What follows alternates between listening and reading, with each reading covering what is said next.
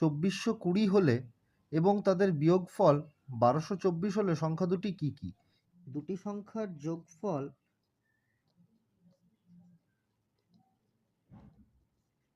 2420 এবং দুটি সংখ্যার বিয়োগফল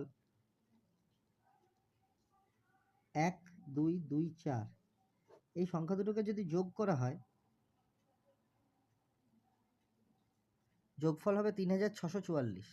এই 3644কে যদি আমি 2 দিয়ে ভাগ করি, অতএব এই যে সংখ্যাটা পেলাম এইটা হয়ে গেল বড় সংখ্যা।